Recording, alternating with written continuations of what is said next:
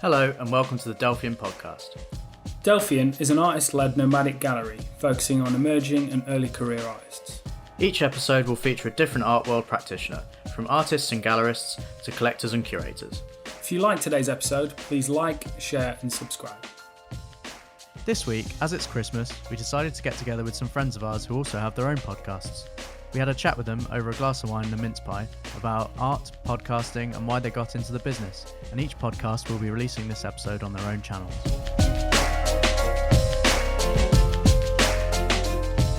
So I'm Liz. And I'm Jessie. And we're from the Artfully Podcast. And the Artfully Podcast is a podcast full of art, news stories and a little bit of gossip, and then we always do exhibition reviews as well exhibition reviews, talking about current affairs in art, and also have an art focus every month, don't we? Which is we've ranged from Anton Kiefer to Bridget Riley to Yayuko Summer. Yeah. Hopefully, it's accessible but fun at the same time. Yeah. All right. Well, I'm Ben. And I'm Nick. And we are from the Delphian Podcast. Now, Delphian is I suppose we're a gallery, but we also do a podcast, series of talks. We've just written a book. And our podcast is just us two chatting with art world practitioners, from artists to curators to gallerists, etc. And I'm Nicholas. And I'm Rowan. And what do? We sporadically do podcasts where we interview people from the art world that we like and enjoy, either their work or how they run their galleries, etc. That's it. But Eric is missing tonight, we should just point that out. That is true. Eric's not here. Otherwise engaged. My name's Gary Mansfield. I produce the Mizog Art Podcast on my own. I'm on my own this evening. Like the Delphian, I also speak to artists and anyone else in the peripherals of that industry. My podcast in the new year is going to be changing its name or rebranding to the Ministry of Arts. What is the Ministry of Art? I done a talk at the NED for some asset managers. They wanted people who had an inspirational story. And they got pointed towards me. I told them about my story to do with prison and working in the arts. It went on to talking about art within the city, and I said about how sterile I thought the artwork was in these big money companies. Yeah. And I sort of half talked them into putting exhibitions in their environments for what I think are more presentable artists. The artists I'm looking at getting 50%, and the other 50%, what the gallery would normally take, will be going to a chosen charity. So you're not getting paid for this? Well, I'll be getting paid for the funding that is putting the show in. Right. That's the formula that we've just done, the first one last week in Liverpool Street. We've got to see whether it's viable yet. We're going to do 2 or 3 more, just to see if it's viable. So can you say, is there banks involved? Can you say who you've got involved in it yet? I don't even know what asset management is. I got asked to talk banks with them. is as close as I can get to that. They don't like to be associated with banks. Right. For whatever reason. Makes it sound like they are banks. They're like, they said, we're like a hedge fund, but we work with the people, which still went over my head. I don't know what hedge fund. Nor do I. They was offering to finance me, so they were good people. They were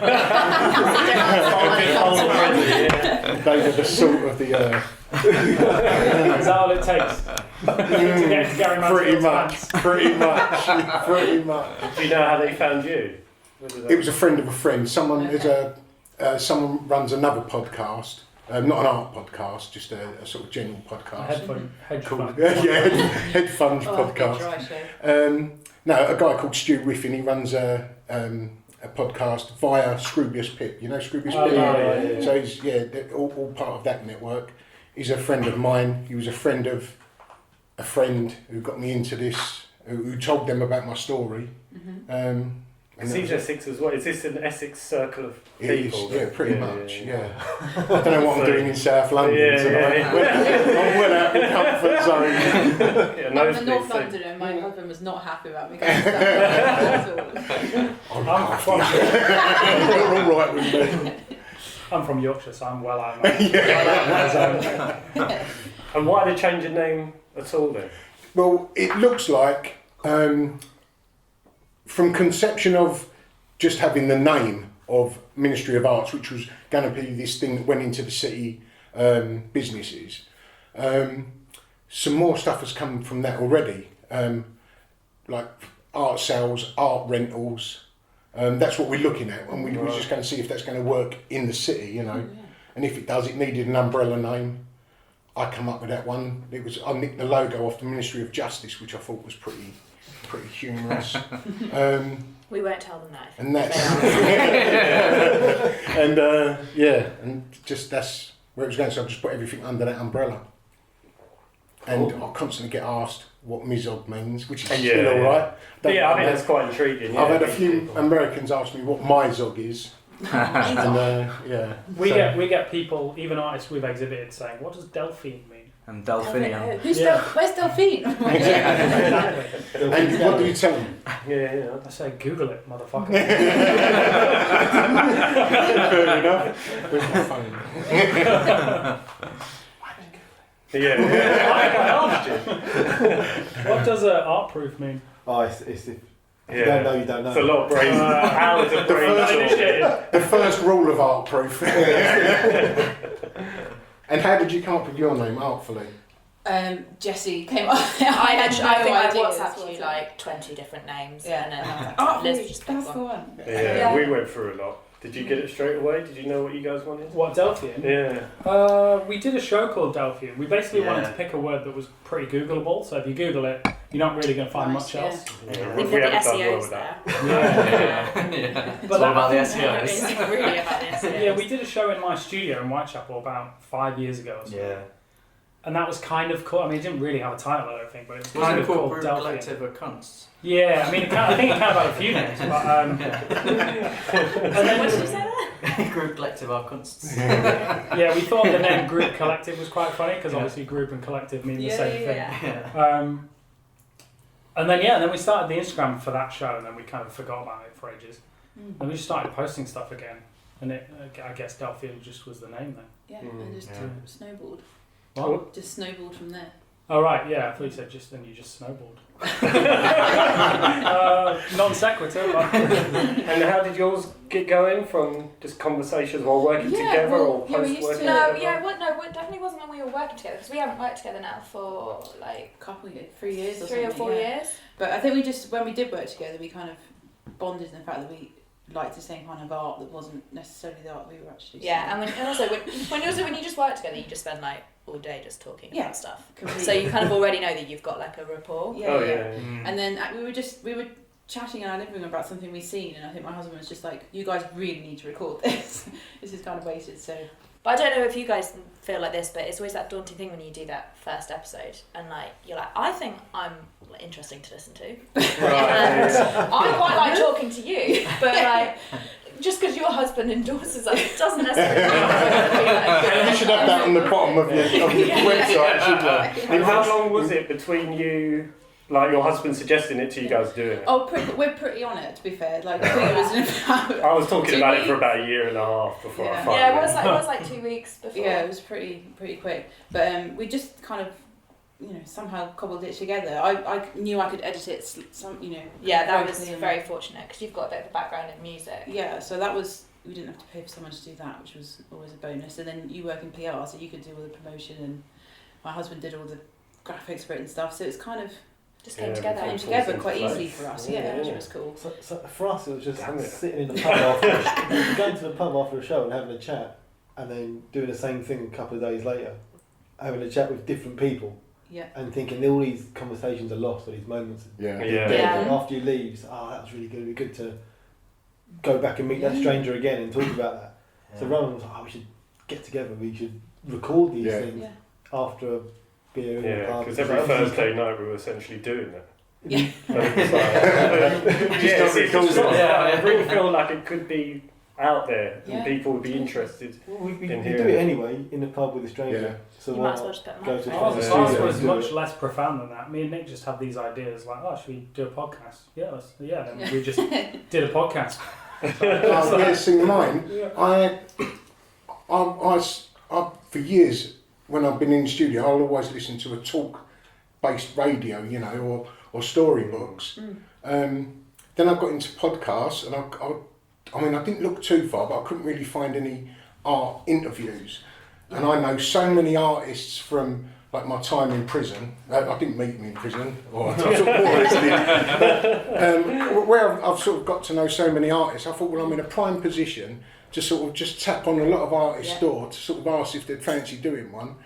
And I've always been really conscious of my accent and my vocabulary. I know my knowledge is good because I've read so much, but my vocabulary isn't good, nor is my accent.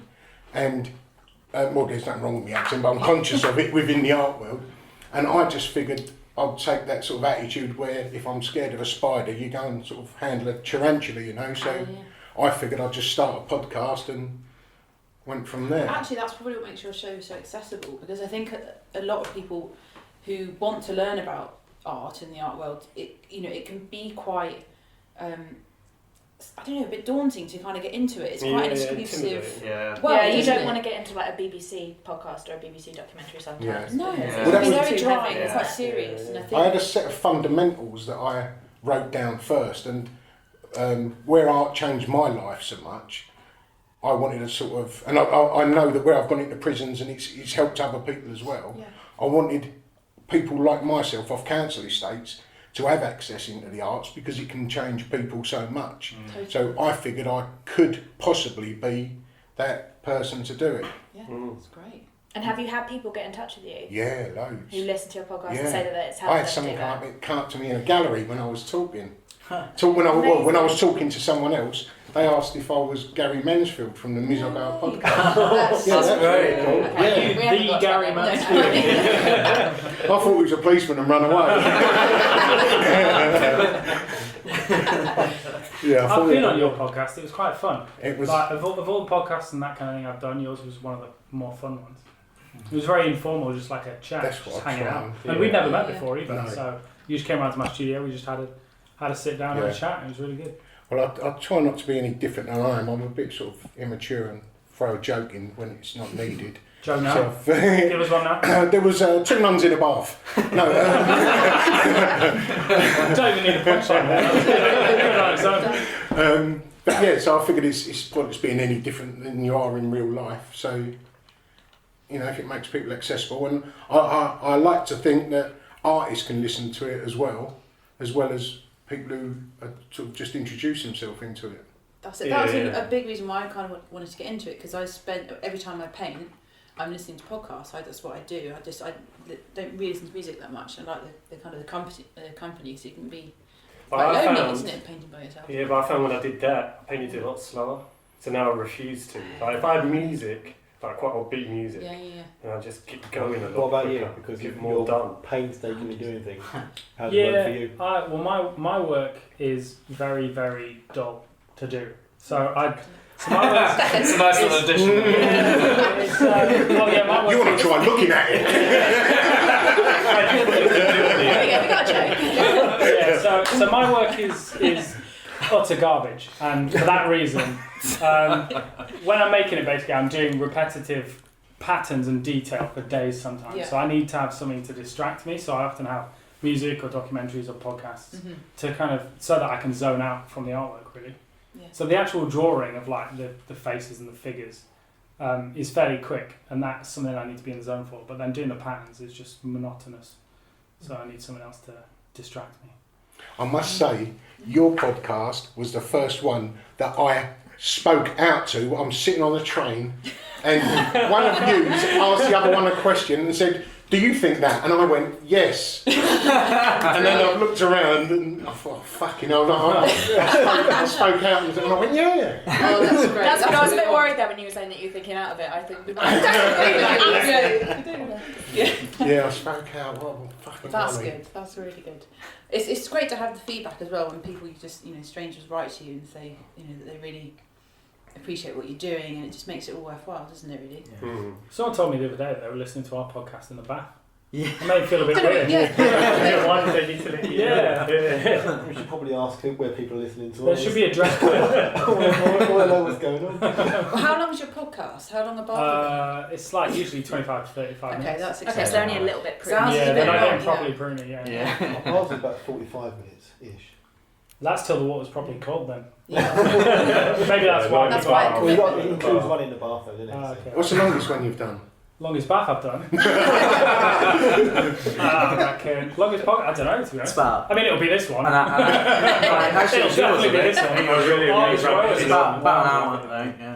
It was What's an been hour. your longest? Jesus Yeah. Christ. Ray We've had Richardson, just over 2 hours. Oh, yeah. He's good. He's split it into two. Yeah, I like that. I can't remember, but I know No, when it was it went one. really wrong at the end because we started laughing like soppy little Giggling, schoolboys, yeah. and I even cut a minute of laughter out, and there was still 2 minutes in there. It was okay. I would have been inclined to cut out like 2 minutes 50. And that was a good way to end. I thought. Just fade out with you laughing. Yeah, That's well, a I bit should have just kept them laughing. On loop at the end. So what podcasts do you guys all listen to? In our time. Oh yeah, classic. Sorry, I've no, heard no. of that. Oh, it's good. It's Melvin Bragg. Like every week, he'll talk about a different subject, but it'll be like he'll be talking about, say, the Renaissance, and then he'll be like, next week we're talking about AI and self-service checkouts. Yeah. It's wild. It's amazing.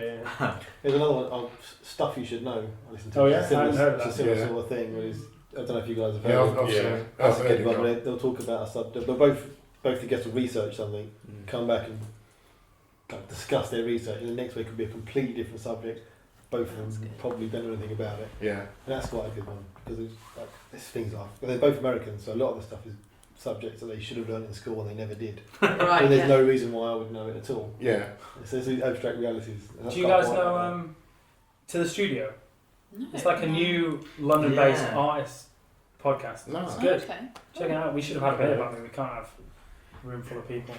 So I mean, we do already have a room full of people. We probably couldn't fit many more. Did you rearrange the room for tonight? Yeah, maybe come early. Yeah. 2 hours of getting it just right. Well, I've got a lot of friends who do podcasts. I got a lot of friends. Yeah, but how many of them do podcasts? 7. How many come early? Yeah, so I listen to a lot of theirs, like we were saying, Scroobius Pip and his lot, where I know all of them. I listen to their podcasts. I like his one because he gets quite varied Yeah. people in as well, He's like cool. from all walks of life. And it seems to be that the 2 big uns in the country are him and Adam Buxton. Yeah. Seems to Yeah, be Adam the big. Buxton one's massive. Yeah. Adam Buxton, though, really short. Is it? Yeah, quite a short man. Oh, we Adam Buxton. Yeah. Yeah, he's coming on. I've got him on mine next year. Don't tell him I said he was short. I mean, I'm sure he knows. He must have noticed. Yeah, he went to art school, Adam Buxton. So I've got him on mine for. Well, he's agreed to it. Nice. That's where we are so far. Then I untied him and took him out the boot, and I've not heard from him since. I've been listening to Artist Decoded. Oh, yeah, that that's one's good been too. around for Yeah. a while. I don't know that. It's either. based in America, Much I think, earlier isn't on it? it. Yeah. And I There's a lot of trouble with American American ones. ones. I know that's a big reason why we kind of started ours, because we were complaining that there were just loads of American ones. Oh, I just struggle with the accent, I and I know. know that sounds really bad, I know. but I can do like 10-15 minutes of it. And How are then- you with Gary's accent right now? I love that accent. Also, I think your accent's really great for recording. Oh, okay. I don't know why. You know what? Channel 4. Yeah. A lot of police stations have said exactly the same thing during interview. What else I was just about to say? Oh, there's a comedians artist podcast as well called, I think it was called The Secret Artist, that I only found last week. Because there's a lot of comedians went to art school. Yeah. And Like there's Vic Reeves and Yeah. Harry Hill and stuff. There's a comedian called Annie McGrath, or Annie McGrath, I can't remember the pronunciation, but she's just started the Secret Artist. I've only listened to a couple of those, but they're pretty cool. Oh, cool. And she does an artwork with them at the time. She brings them in, Oh, brilliant. they do an artwork for 50 minutes or an hour, Yeah. and just talk while they're doing it. Yeah, I was gutted when I heard it though, because it's such a good idea. I think I wasn't going to say that, but I had to. There's an Australian tattooist who does a similar thing though. Who tattoos people? Well, he's an illustrator as well. No, in fact he does. Yeah. So they do a drawing during it as well during the interview. But I think he's mostly interviewing musicians actually. Uh-huh. As they're getting tattooed. And then at the end he'll also do them a tattoo if they want. Wow. So you need to get a gimmick. Yeah. You're my gimmick. Have you been on any podcasts? I've been on one for there's a gallery called Flat Space Gallery, which I was on. Which was good, but that was just like a really short one, really. But no, just ours chatting away. I don't know what anybody would put me on a podcast to, just talk about my podcast. Might as well just be on my podcast. I've been on this one called the Mizog Art Podcast. I've heard about that, it's brilliant. People should check out. Mizog, is it Mizog? Yeah, something like that. What about you, Rowan? Have I been on? Oh, sorry, yeah, Delphian. Sorry. I see why you're pointing down. Yeah, brilliant. Let me talk for a whole hour. Yeah. Waffle on. Yeah, brilliant time. One-way convo or? Ours, we try and keep ours to being a little bit one way. We just try and shut up as much as possible. Like I would talk, as I'm doing now, I would talk forever if someone didn't stop me. So with ours, we try and... As I say, you've been on mine. I have a question for the ones for you guys which interview people. Do you look at your ratings? Does it vary massively depending on who you're interviewing?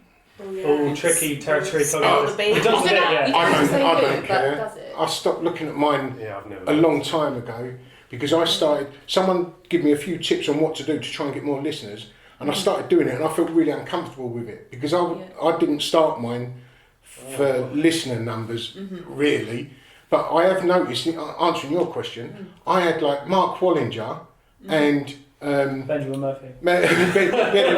All the greats. I had Matt Collishaw and Mark Wallinger, one after the other. Yeah. And then I had a homeless person a couple of weeks before who used art to get out of, or like get off the streets. Yeah. And the homeless person wiped the floor with the pair of them. Yeah, and he almost done as much as both of them put together. Wow, that's mad. And that's intriguing as well, because sometimes, all that people have to go off is like the name of the episode. Yeah. And normally, when you're going through, you'll just be like, Desert Island Disc. Yeah. I don't really want to know about That's it. Jimmy Carr's 8 tracks, Yeah. but maybe someone else you do. But it's really interesting that a homeless guy. Yeah. People know it's a story probably, but they just saw that. And Yeah, that's probably what it was. Yeah. And then I've done a tattoo artist, and she just knocks spots off everyone. Interesting. So I guess it's because they're maybe more accessible, because if people don't know who Matt Collishaw is, and they're not from the art world, then those stories. You just look over the name. Yeah, you just think about the story. Yeah. To be fair, if I'm like looking for one to listen to, I'll look at who the guest is and then just decide 100%. On which ones I know or like. I see. I'm a bit addicted to podcasts. I will just listen. All of them, everything. Yeah. Like Scroobius Pips, when I started listening to he was 120 in. And I caught up with that. That's fucking terrible. I listen to him in my car, in my studio. In the bath? When I'm in the bath, I listen to yours. But yeah, I just listen to. I don't watch much telly anymore. I'm starting to sound a bit fucking sad, aren't I? And then I find one, and I just hope. Like someone said to me the other day, "Oh, you want to listen to so and so's podcast?" I had a look, and they was like 100 and something in, and I said, "I can't fucking do it." Because as soon as I watch one, I put all of the others. As soon as I listen to one, I put all the others to one side. Binge on that one, and then have to catch up on everything else. So it's really bad. But with Scroobius Pip as well, originally, I would go for the names, but then now, and I listen to Joe Rogan as well. Now, generally, I will go for the names I haven't heard of, because they do end up being more interesting, and you kind of know a bit enough about. Can't think. But Everyone's you know got a what I mean. story. So you've got Tom Yeah, Hanks on. You kind of know enough about Tom Hanks. Yeah, he's been interviewed so many times, what has happened in his life. And they all answer the same questions. I mean, that's why I have them questions running through mine, so that everyone has to answer the same simple questions. Yeah. So it's going to be. It's not necessarily going to be something you would have heard from Matt Collishaw or whomever. We've got a few of those. We call them killer questions. What are your killer questions?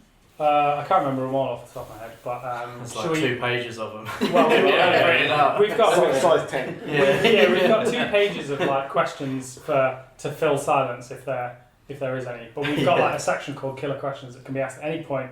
They're really good, and they're like they will. They're really good. No, the answer. I can't remember it, but they're quite good questions. Oh yeah, they're killer. So one of them is like, what one piece of advice would you give to an emerging artist starting their career now? And then whoever you ask that to, there's going to be opens them up. Yeah, exactly. And it's going to be like an interesting, useful bit of advice. Yeah, totally. We've just got that one question. Other than that, it's just... That's definitely a killer question. It's fine. What is your question? Yeah. What is the one killer question? Do you have your own art hanging in your house? That's a And good if one, so, That is a good why question. that piece?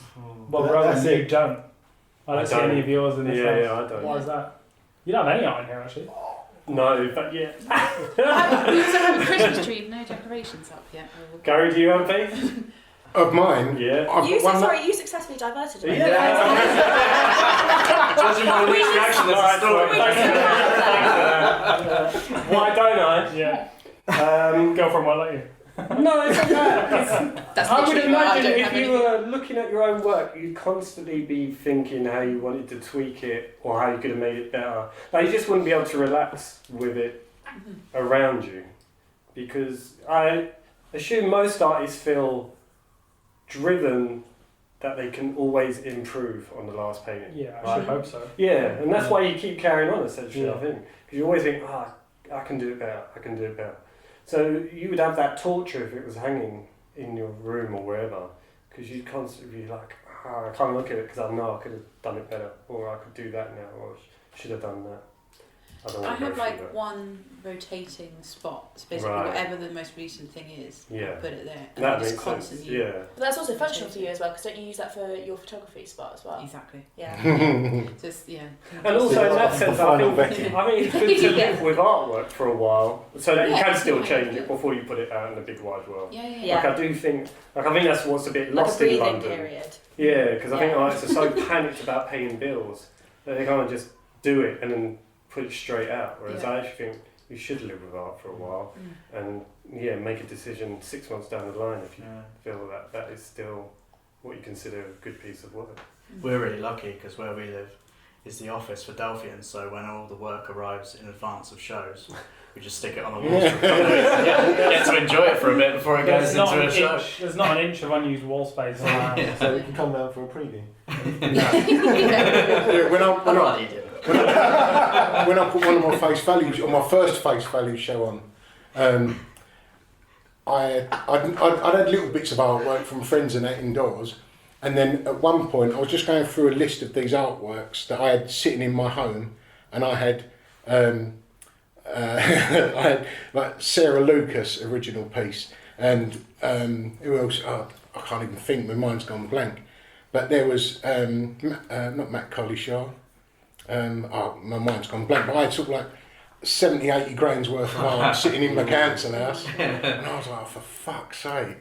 Get the phone to the insurance company. And so I had Sarah Lucas. She had these things called brick tits, and I had them on the mantelpiece at first, and that was before I found out how much they were worth, and then I sort of slowly put them back in their box and put them away. You And know. then you gave them to someone else to destroy, right? I destroyed them myself Oh, right. first. I destroyed them myself both times. Oh, I really love what you did with the Marcus Harvey. Marcus, by the way. yeah, that was. So Marcus Harvey's did this really famous painting of Myra Hindley's face done with children's handprints. Yeah. Mm-hmm. And if anyone listening isn't aware, Myra Hindley basically murdered a load of children and buried them on the moors. She was one of between the Moors Manchester- murderers, yeah, wasn't she? left them on the moors in between Manchester and Yorkshire. And so Gary took a print of of the painting of her face, and left it in a field with a fork stuck through it, like a gardening fork, stuck through it, and then just left it in the field. But that's That went brilliant. down well. Yeah. Oh yeah, I bet it did. It did. No, it did. And when the farmer came along, because I was on his grounds, he'd come along and said, "What are you doing?" I said, "There's an artwork over there of Myra Hindley with a fork through it," and he went, "All right." Just carried on. It's art, mate. You're all right. Yeah, the first one. I know. I explained the face value the newer concept. The original one, it was just me getting artworks from artists and damaging them within context of the artist or the artwork, just to ask if the value would still be the same after another artist has put these marks on it. And I had like the Chapman brothers, I put theirs in a McDonald's drive-through and let the punters sort of drive over it, you know, because they've always taken the piss out of McDonald's. Did you use cigarette burns on the on Sarah Lucas? Sarah Lucas's tip bricks, I've done cigarette burns, and on the second one, when we done it, it didn't sell the first time, and because I still had her artwork which was damaged, I phoned her up and I said, like, am I right to use it again for a second? I want to do a second show based around this. I told her what I was going to do, and I said that I wanted to, because it had Sarah Lucas on the front of these bricks, I wanted to turn that within themselves and put Gary Mansfield as if she's come back into this abusive relationship and gone within herself, and I've sort of overpowered her. I was the bastard boyfriend, you know. Yeah. So she said yes, and that started the face value thing off again. Amazing. So that it's not a bad way to start a show, is it, I suppose? Who was it that destroyed the de Kooning painting? Oh, Robert Rush. Yeah, that's it. Yeah. Was he rubbed it out? Yeah, he just kept rubbing it. Yeah. I tried that first of all, that weren't going. That Ray Richardson I mentioned, we took his ones, he had one of a boxer. And a friend of mine used to be a welterweight champion, a lightweight champion.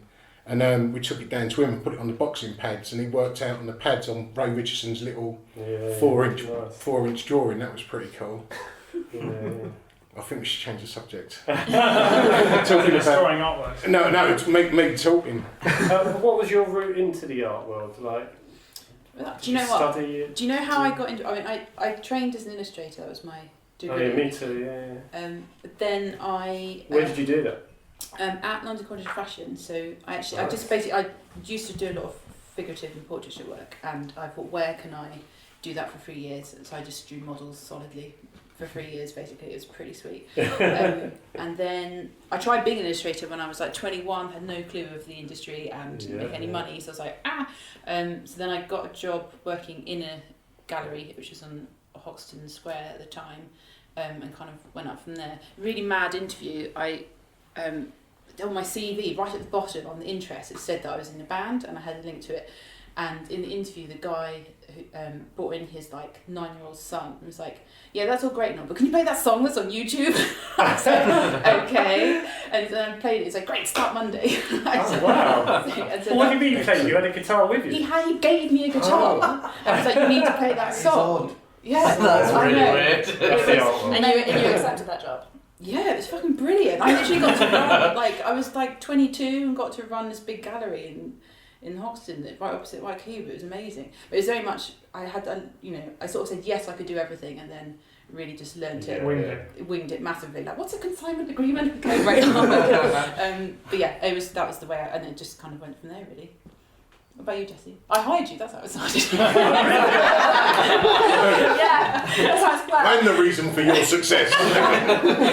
So I moved to London to do an art foundation, did a fine art foundation, and to be honest, listening to the rest of you, I feel like I let myself down because I got through the foundation. Where did you do that? CSM, and then probably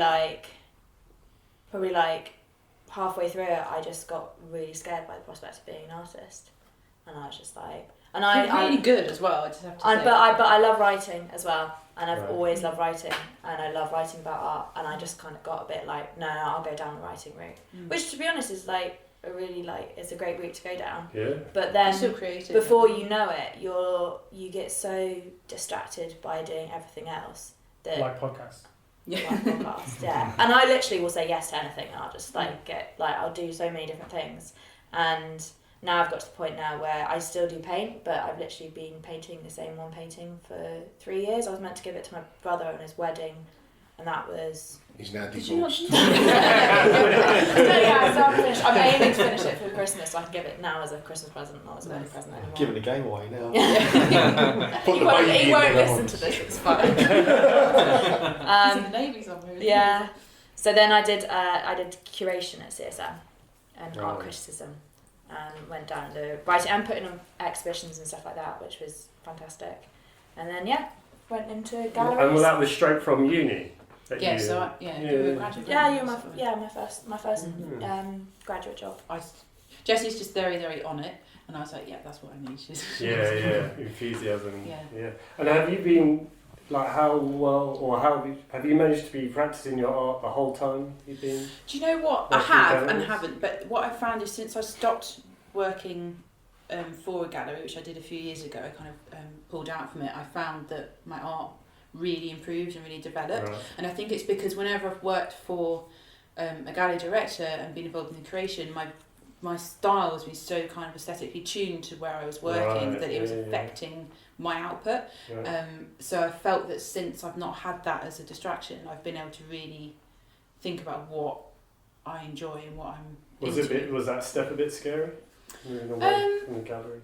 I guess so, but I felt it was time. I was kind of okay with it, and I knew I was always. I think that's another reason why we do the podcast, is to still have like something that's keeping us, involved in the industry and keeping our kind of passion alive, aside from the painting side. Because I'm really interested in art in general and the history of it. I've actually found that it's kind of flourished. I think since I stopped working. Nice. Yeah. Gary, are you getting a lot done as well, or are you running around interviewing? I'm like a fucking headless chicken. Yeah. I've done. Are you feeling like this is my 5th this week? Right. Yeah. Podcast wise. Yeah. Interview. So are you looking into next year as still going around headless chicken, or do you want to put time aside to get artwork done? Or I started getting some. I started doing some drawings, just because I had so many podcasts to listen to. But again, I had a bank of podcasts aside because I did do them weekly. I found that too challenging, so I've taken it to 10 days, so I can do 3 a month rather than 4 a month. Yeah. So I just do like I've done this week to get 4, 5, 6 done at once. Then I'm all right for a month to 6 weeks, so it gives me a little time. Yeah. I still don't know how you're doing that many though. Yeah. There's only one of you. Yeah. Yeah, I know. Someone to pass the load on. No, well, I've done 3 yesterday. So that's a chance. And how many meetings did you have yesterday as well? I had one meeting, 2 private views, and 3 podcasts. There we go. Wow. So I had a whole day in London. I left home. And you didn't manage to get any artwork done. Well, come on, mate. Oh, that's. I tried. I did do some work on the computer. I did arrange some stuff for today. Do you ever feel like you sometimes just turn up for an interview and you're just like, and who am I saying? Well, I can't listen to art He had that podcasts. feeling today. I can't listen to art podcasts because before now I've asked someone a question that I heard on a podcast. While they was talking, I asked someone else's question. So you can listen to us because we don't interview people. That's all right. It still creeps in. So I'll listen to them on my way home, but I won't listen to art podcasts. I catch up on other ones. The art podcasts I generally listen to when I'm drawing, painting, or whatever. Doing something arty. At Delphian, you've got a lot going on as well between curation, your own artwork and photography, podcast, How do you feel? writing, a lot of writing because you've got a website. Just finished our first book. Yeah. Yeah, literally yesterday. Yeah. Wow. So now, It's exciting. What's the book about? One essay. It's like a business book for early career artists. Oh, So nice. this is the best way to sum that up. Yeah. Nice. You get asked a lot about that, don't you, from emerging artists? Yeah. How to Yeah, well, so navigate we the do like a series of talks, panel discussion type things. So I suppose they were maybe indirectly the inspiration for the book. Yeah. Maybe. I think that's fantastic as well because I think it's a really like undocumented area of getting, even when you have all your training and you go through like art school and stuff like that, it's still the actual act of like becoming a commercially succsuccessful artist. It's really difficult, and we used to find it really difficult in the gallery. Is when you've got artists coming in, they're asking you questions, and it's just such a big thing to explain. Yeah. And you kind of just feel like we should just go for a drink. Well, I think that's why all these like, podcasts are good as well. That's good for the students to listen to. We never got taught anything at all, like business-wise. No, likewise. At school, or art school anyway. That was you get taught the theory and the history how to and, think like and an how artist, to make art, but you don't get taught any of the Kick you out into the world and okay. I think that's why I'm only in the more recent years focusing on actually being an artist, and I felt like I needed a decade working in the industry to work it out. how to do it. So that's fantastic that you guys are doing that book. I think that would be really helpful to a lot of graduates. Yeah, I think I was just gonna say, I think to be honest, that was one of the reasons that I just didn't even want to do a BA in art, because I was just like, what's the point? Like, it's just gonna be so difficult afterwards that I might as well go down a similar route, but at least one that might have more of a job at the end of it. And I feel a little bit disappointed in myself saying that, but you've got to be realistic at the same time. But also, we're recording this in London, which is like the most expensive place in the country to live, and unless you're incredibly fortunate and have parents who live here and can fund you to do a practice, you have to get a job. So it is very, very hard, I think, when you graduate and you have all these big ideas, and then actually, I still need to do this on the side because I need to pay the rent, and I think it's quite a shock to a lot of people, I think. And that was the reality, I interviewed an artist yesterday, and she lives in Islington in one of those big sort of 4-storey houses. She lives on the top floor. She's got 3 large rooms. One of them is her studio, and she's running it for a friend of the family as an Airbnb. She's got 3 lodgings just for sort of seeing people in once or twice a week. Wow. How cool is that in fucking Islington? Pays for itself. It's working nice touch. And Delphian, are you feeling anything that's getting missed out, like your own practice, or are you doing too much podcast or too much writing or too much of your own stuff, too much curation? You happy with the balance? I mean, it all sort of balances out just about. It's always a juggling act, but it's all right at the moment. We'll see what happens next year. I mean, the reason I do it is because I just get sick of doing one thing, so I do something else for a bit. How do you guys balance it between the two of you? Does one of you stronger in one area and Yeah, I mean, we sort of fell into different roles within the gallery, didn't we? Really, there are things that I'm really shit at that you're good at, and things that you're shit at that I'm good at. Yeah, so it just works itself out. And it's incredibly fortunate that the things that I'm shit at, luckily, are the things that Nick are good at. Like recording this podcast. I don't know how to work this recorder or do any of the editing or any of that. So luckily, Nick does. It's the same for us when we were walking here, and you were talking to me about what type of mic they were going to use, and I was like, oh yeah, cool. I was like, no. Well, I'm schizophrenic, and between us, we just get by.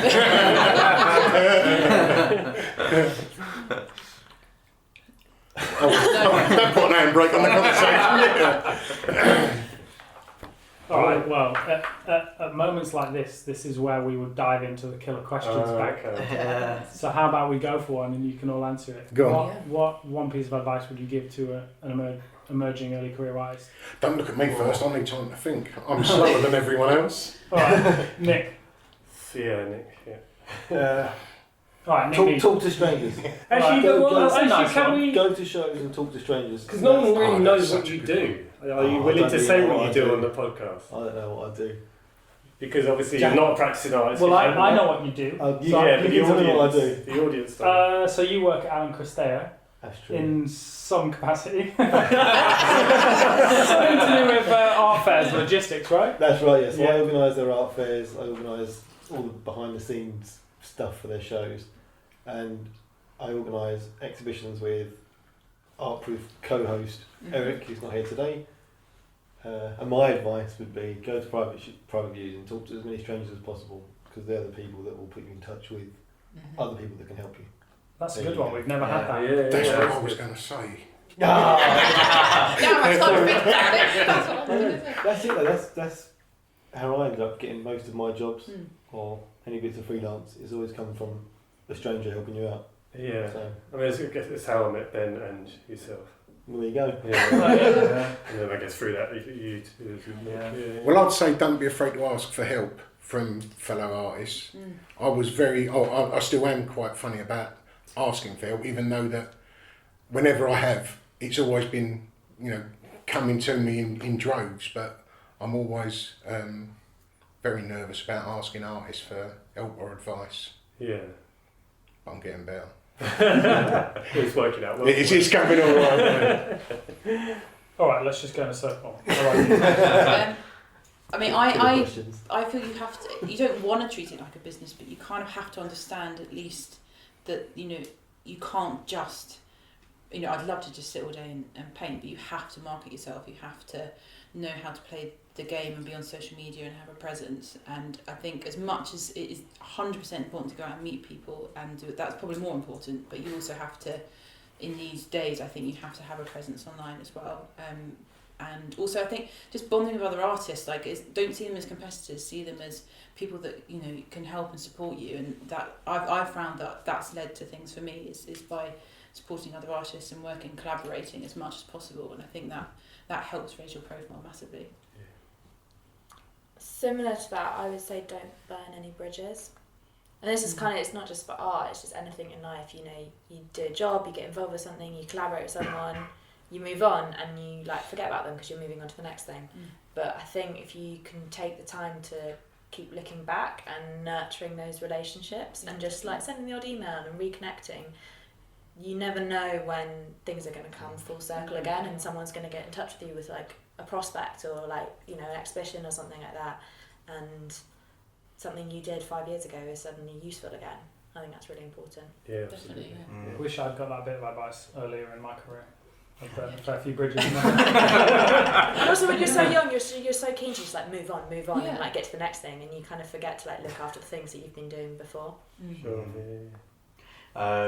Sort of carrying on from yours actually. So be easy to work with, reply to emails quickly, and just be like available and just easy to work with, because it's really important, and word travels, and if you're not easy to work with, it like definitely like puts you at a disadvantage in the future from other opportunities. Yeah.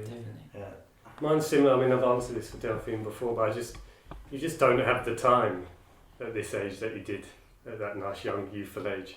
So use it, whether it's social media, the networking, or actually doing the work. Just take every second to do it, I think. And you have all that freedom and less bills and commitments. Whether it's your mortgages, children, partners, whatever. Use all that freedom the best you can. And then also go to prison, man. You get loads of work. And also, don't get sucked into the doing stuff for free in exchange for what might be promotion. Or exposure, so give you exposure. Yeah, that never worked out for me. Stay well clear of that. Yeah, because you've got to figure out how to say no is what you're saying, isn't it? Just say no. You've got to be able to afford to live. And people will take advantage. If you do something for free once, they'll keep using it and keep doing it. Yeah, I remember I gave myself a rule that I was going to do things for free whilst I was studying. And the minute I was studying, like no unpaid internships, like nothing. Yeah. That was like my rule, and I just stuck to it, and that kind of saw me through. Yeah, you gave me a job, so that helped. As a counterpoint, though, there is such thing as working in exchange for something that isn't money. So sometimes, although you may not be getting paid in cash, some of the jobs that you do where you don't get paid in cash, or some of the things that you do that doesn't result in cash, can result in things that are far more valuable than cash. Yeah. So it's about identifying which of those.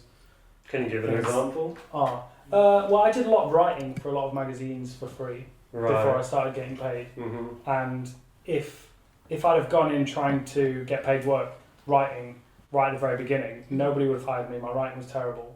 So I needed. But did you approach them?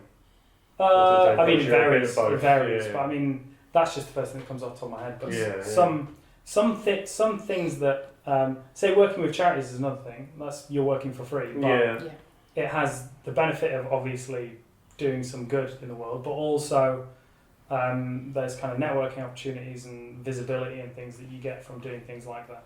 Well, can I just interject there, because working with the charities has helped me no end.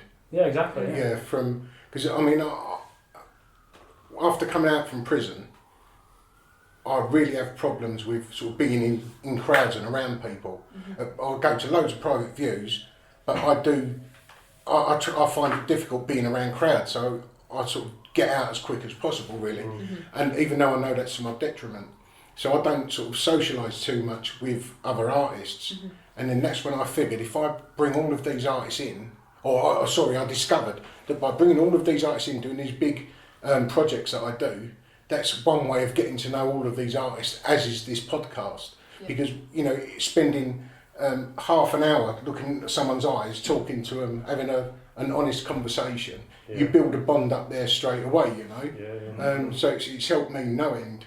That's actually another thing. None of us are getting paid for doing podcasts. None of us. Yeah. We all do a lot of things probably that we don't. I've been asked to pay someone to be on my podcast. Someone asked for money. Oh, who? Vic Reeves. Oh, really? Yeah. But it was via his management, I should say. It was I had to go through his management. They asked how much the fee was. I said, there's not a fee. It's about people who love art and not money. And so did he do it? I didn't. I told him to fuck off. No, I refrained. No, that ain't what I'm doing it for. He's not that big. Yeah. You know, I mean, I've had a guy off the streets give me his time. Yeah. You know, who the fucking hell is he to ask money? You know. Yeah. That was my. So I burnt the bridge with him. Going back to No, I think he burnt the bridge. Yeah, well, I'd like to know if he even knew that he probably was being proposed. He probably didn't. That's why I feel a bit disingenuous saying it was him, because it wasn't him. It was his manager. Yeah. So he probably wasn't even aware of it. But I should be meeting him next week. Oh, right. So this goes out after that. So luckily, the burning of the bridge will happen after. Yeah. So if this could be edited out either way, Vic Reeves is a bastard. Vic Reeves is brilliant. Depending on how I get in next week. What were these tips that you were told to use while podcasting that you tried out, or can you tell us one of the tips? Which what? Earlier you mentioned you were told tips. Like how to boost your podcast. I'm not one for being competitive. Mm-hmm. And someone said I should be competitive. Someone said that I've got loads of artists in the bank, like big names, throw them out. And I was saying I'm not comfortable with that, because I'm after the person's story of how they got to the position they're in, depending on what rung of the ladder they're on. And it genuinely didn't bother me how high up they were. But I took it on board because the person who said it to me, their podcast is massive. Mm-hmm. So I started doing it, and I felt so bad doing it by saying, I've got this person in, it's the best, you know, the biggest people out there, and it really isn't me. So I've done it once or twice, and then I said, I don't give a fuck about all that, so I'm not doing it. Yeah. Whether it's to my detriment or not, I don't know, but it wasn't my cup of tea, really. Yeah. Interesting. Delphian, is there someone you'd like? Who's your top of your hit list that you'd like to interview? Dreamers. Gary Mansfield, probably. That guy. Smooth. Marina Abramovich. Yeah, she'd be fucking happy. She'd be amazing. Will she just sit there and stare at you? That would still be I'd be cool with that. Yeah. Video podcast. Yeah, exactly. Yeah, she'd be good. Nick, you got one? I'll spin it back on you. No, I'm trying to get you to talk. Give me a second. I think it would be nice to have Vic Reeves, a director of the gallery involved. I'm not really giving it too much thought. Which gallery? But someone. Yeah, because we've only done artists, which wasn't really the plan. We've done artists because that's your mates, isn't it? So we're showing our mates. But I'd like the idea of presenting industry people. Yeah, people people that are doing things that are breaking the rules. There's a lady that's got this MT agency. I've seen her on Instagram quite a lot recently. And she's working with a few friends of mine as well, and I think she's doing some really good things I suppose it's an artist agency. Marine Tang. Yeah. I'd like to speak to her and find out what's going on there, because she seems to be a very interesting woman, and she's doing a lot of things that are... She wrote saying she listened to our podcast, so hopefully she'll listen to this and you can... I like Cornelia Parker. Very good. Yeah, she would be really good. I'd quite like to speak to Bridget Riley, just because she never gives anything away. If you could guarantee that she would. Well, also because you're slightly obsessed with her. I am slightly obsessed with her. Yeah, she's just. I met her a few years ago. She's just so fucking cool. But she'd be really. If you could get her talking, I think she'd be good, because so many people try and fail to open her up, and she'll just storm out of a room, and then someone tells you the interview's over. So if you could actually get her to tell some stories from the 60s, that'd be pretty cool. Yeah, because she's got them. She's absolutely. Is she willing to share them? Yeah. Gareth? Well, I've sort of tried to spread my wings with getting loads of types of people, and as I say, I've had tattooists. I've got a framer lined up. I don't really care who comes on. We've obviously got the dream ones. I mean, Damien Hirst would always be quite cool. I'd like to get Rolf Harris in a room on my own. But I presume that would be a room in which you were switching all the equipment off. I sort of go for anyone really. If they've got a good story, then Yeah, that's what I like. yeah. Right. Oh, damn. Oh, yeah, I thought I was just going to get to ask it. Oh, yeah, I hadn't thought at all. Gosh. How about we come back to you then? Yeah. Well, what's been you guys' favourite topic to talk about this year? What's made you laugh? We don't interview. We don't. anyone. No, we kind of purposely don't do that. We just what's been a good story? The gold toilet going was pretty good. Yeah, The gold toilet, and actually the BBC documentary about the guy who did the $50 million. I was listening to that today. Yeah, I was with absolutely you. obsessed with that didn't know documentary. that. If you've not seen it, it's brilliant. like it's unbelievable what he did and what he got away with. Right. And then it's just like you couldn't have written it, like the twists and turns. The fact It's that better he's, than any film. the fact that he's still alive and like the FBI haven't got him. I know. It's It's just all these crazy. people in America who have literally lost millions and millions and they don't know where he is. He was in the 80s and 90s. He moved to New York and he literally went out there with nothing. And he's incredibly impressive to some respects. He started off, what was he selling to begin with? Pates. Pates he was selling. And then he got into art. Someone's Like, gotta sell it. you know, it's very natural. He sold really obvious art that he knew would sell really well, like Van Gogh and Picasso, and it was easy sales, and he basically built up people's trust by paying quickly and stuff at first, but then he got into the stock exchange and lost a lot of money, and then basically ended up so what he would do is then he would like consign work off someone and then sell it, and he would just end up in this Then never get the money But back. weren't you guys saying he didn't understand what he'd done wrong? Yeah, well, I mean, this is the like, psychology. you know, if you ever watch something like the Netflix, the Fire Festival documentary and stuff like Yeah. that, the psychology of like people not understanding that they've committed a crime and that they've actually ruined people's lives. They've ruined So people's in businesses. in his head, he's trying to And do he's his still best. well. He says that he's still innocent because he wrote them invoices. But they're like, yeah, but you never paid the invoices. Yeah. I don't get And then that you fled the justification. country. Okay, Yeah, why so did you they sent all fled their the country? lawyers. Yeah. And I think it's just amazing that all these big New York gallerists, these relationships all built on trust, particularly back in the 90s. Like the consignment notes were very like rudimentary, and they all just like if they knew each other and they were all part of the same gang, then it was all fine. And then it was Sotheby's that finally broke it because obviously they were much more established. Yeah. And then I think their finance team got involved. And didn't you and say they someone realised- left the art world altogether, which is a bit sad off the back? Yeah, so he found there's this ruined a lot. one moment actually where you do kind of break through his like barrier of just not admitting. Michael Cohen, by the way. Michelle Cohen, that's fine. Best way of talking about. And there's one bit where you do see that finally, like, there's like a little glimmer in his eyes that he might have done something wrong. When the documentary maker leans across and was just like, you do realise, like, after this fraud that you committed on one of the galleries, the guy just gave up because he just couldn't believe that somebody would do that to him, and he just quit the gallery world completely. And his face, and then he's like, oh, okay. For like a second. For like a and then second, it was- you can kind of see like it's like dawning. Yeah. on Yeah, but I don't him. think a con man can have any empathy because that's his I think job he is conned not to. himself. I think Yeah. he was so convinced himself that he always had the intention to pay them back, so therefore he didn't commit the crime because he always intended to pay them back. Yeah. Yeah, he convinced himself that was okay and that's what he was doing, but it was just mad. Like you hear all these people talking about it, and then you think, oh, he must be being interviewed in prison, like, and then he's not. You just see him just there in France. It's just. You ruined the ending. And the greed, the greed of the art world was part of that as well, wasn't it? Yeah. And on that, saying joining that to our last question, John Marriott, the forger, several years ago. Do you remember him? Oh, so He was doing it with the household paints, Yeah. and they all went So through. there's a documentary on Netflix about him called Arts and Crafts. Yeah, it's hard to get hold of Check him. that out. Yeah. I'm obsessed with stories like this. Like So he anything would to do with, basically like, go to art theft and art Walmart, forgery. buy some like crayons. No, not that one. This is a British one. Oh, okay, right. Sorry, this guy. He's selling art legitimately now. Yeah, it was fucking beautiful, his story.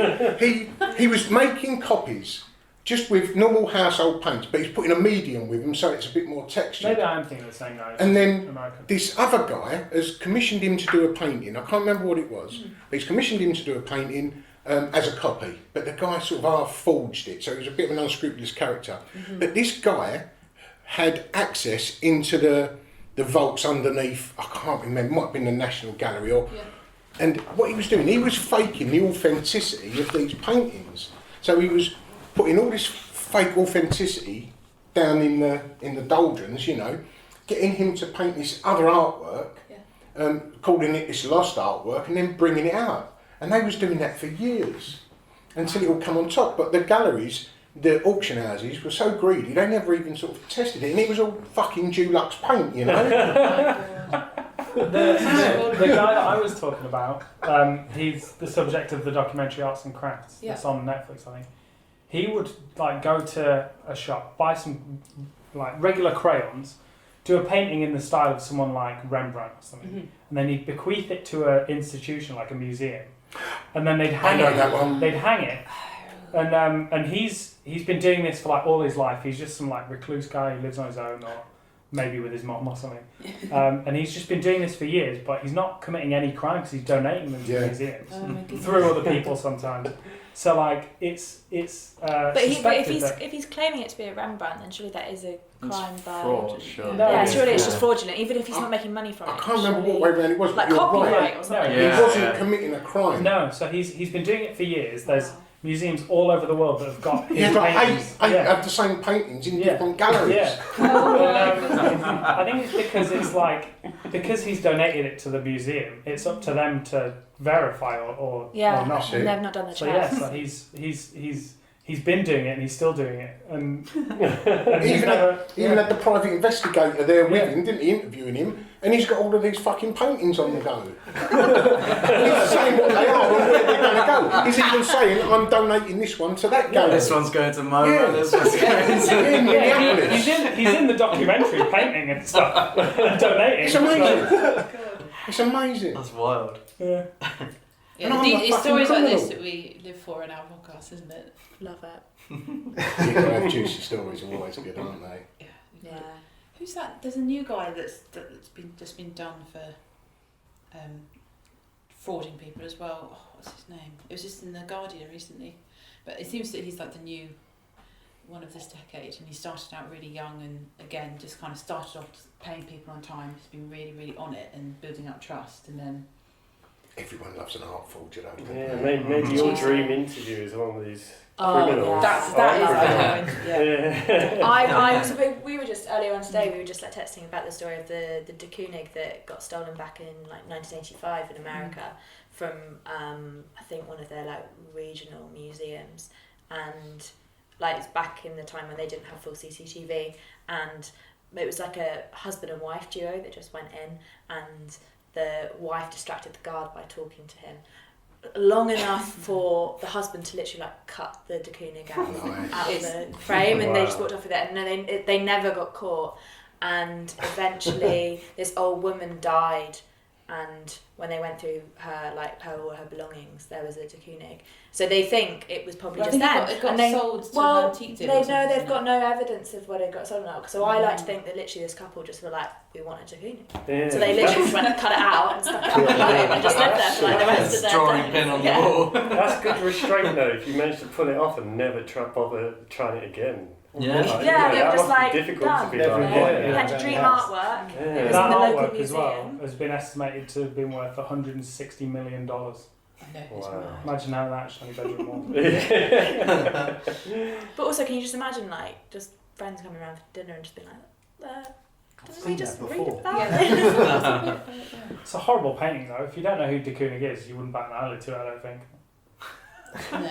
I've always been fascinated by the little etching that Lucian Freud done of Francis Bacon that got stolen outside. I think that was outside the National in the 60s, wasn't it? Yeah, I think you're right. I think he got Those days, it was just so much easier. You could leave your back door open. But I was always fascinated by that. That's never appeared its head, and that's only a small little etching on copper. I think a huge part of the reason why the Mona Lisa is so famous is because it got stolen. Well, this is why it makes me think of your stuff that you've been doing when you've been like interfering into other people's works and changing them, and then seeing whether like the value increases or not. Because it makes me think, we've talked about it on our episodes about obviously like the Banksy recently that got shredded, all these things like the de Kooning about they're worrying about whether the value's going to go up or down, but more times the value goes up because it's now got a story behind it. Yeah, exactly. It gives an extra dimension to it. And See, I had Martin Creed donated a print to me, and I burnt it. And I put a glass in the centre of it. I put a glass on his face. So, if this was a glass, I put that on his face, set a light to the four corners, and it all went in. But it was on the back of a frame. And then, so once it had burnt, I took the glass away and put the glass back on, sealed it in the frame, put sort of like a silicone around the back so none of the ash can go anywhere. I put that in my first show. It was up for a tenner. Because the artist gave me their price on it, so Martin Creed being Martin Creed said I'll put it in for a tenner. So I put it in for a tenner. It didn't fucking sell. People were thinking it was like a bit sort of cheap. I'll give you a tenner for it now. I've bought it myself. So that was my investment. Martin Creed's head. But isn't that why Banksy did that? Or do you think that's why Banksy did that? Because it's his take on it's 100% a publicity stuff. Yeah, for sure. Like there was a video that like debunking the myths around that, and it was like there's no battery in the world that would have survived fully charged for 10 years. And I think the fact that he's now selling T-shirts on his shop, which are half shredded, to me kind of sums up the fact that he had every intention. Well, he won in all regards in that because he got so much publicity out of it and the value of the work. But what I'm saying is, wasn't it him sort of stealing my concept? And pointing out the ludicrousness of it, how ludicrous but these things do end up being. This is why I mean he wins, because he gets to make a really great statement of that and get all the publicity from it and make a lot of money. So he just it's a win-win. He just knows how to play everything so well in that sense. And everyone else stands there people like me and you, and we get really critical of it, but we're just he's laughing though. So do you know much about this statue that Andy Linky took and now it's been removed? Before, he's mentioned it to me, but I wonder if it is Steve or Banksy actually own that statue now. Who put it into Sotheby's? Because he's always claimed that Banksy's people took it back. I don't think Steve's been quite Steve. vocal on Steve is Instagram it's the worst recently. piece Banksy's ever made, so I don't think Steve's involved. But he's been slagging off Andy on social media. Yeah, I don't think Andy's friends with the whole Banksy crowd. No. I was just wondering how Steve would even be aware of what Andy's saying online, unless he was involved in it still somehow. If what you're saying is going out, should you mention who Steve and Andy are? Steve is Steve Lazaridis from Lazaridis, ex Lazaridis gallery. Who represented Banksy. Yeah, Andy Link is an artist who stole, he didn't steal, he found the same thing. The drinker the drinker statue that Banksy made, stuck it in a flatbed truck, and then took it home, put it in his garden.